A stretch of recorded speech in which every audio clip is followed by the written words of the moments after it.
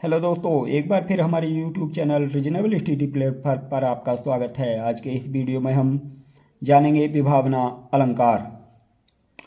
विभावना अलंकार जहां कारण के न होते हुए भी कार्य सिद्ध होना पाया जाता है, अर्थात कार्य के करने का जो कारण होता है या माध्यम होता है वह उपस्थित नहीं होता है, फिर भी कार्य सिद्ध हो जाता है। अर्थात कारण के अभाव में कार्य की उत्पत्ति का वर्णन ही विभावना अलंकार कहलाता है।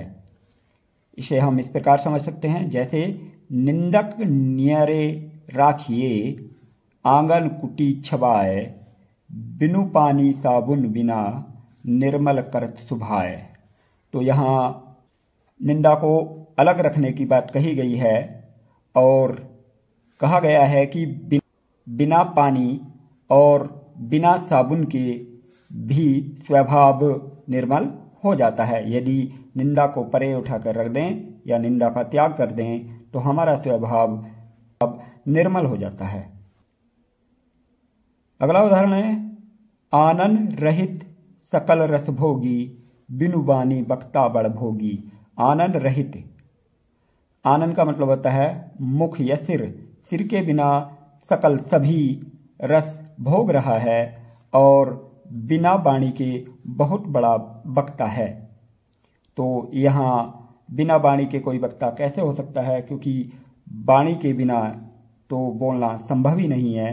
यानी कि वाणी कारण नहीं है, फिर भी कार्य हो रहा है वक्ता बोलने का। अगला है, केशव वाकी दशा सुनी हो अब, आग बिना अंगनी दाढ़ी।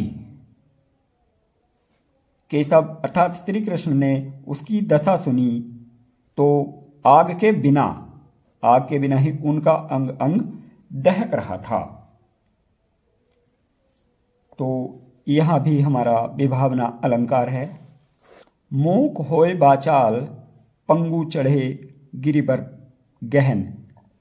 गूंगा बाचाल बन गया है, जो बोलने के लिए वाणी की आवश्यकता है, परंतु यहाँ पर गूंगा बाचाल अर्थात बोलने लगा है, और पंगु जो लंगड़ा है वो गिरिवर पहाड़ चढ़ रहा है। तो यहाँ भी विभावना अलंकार है, क्योंकि बिना कारण के भी कार्य हो रहा है। अगला उदाहरण है, नाची अचानक ही उठे बिनु पावस बन मोर। यहाँ पर बिना पावस ऋतु के भी मोर अचानक नाच उठे हैं, इसलिए यहाँ पर भी विभावना अलंकार है, क्योंकि मोर पावस ऋतु में नाचते हैं।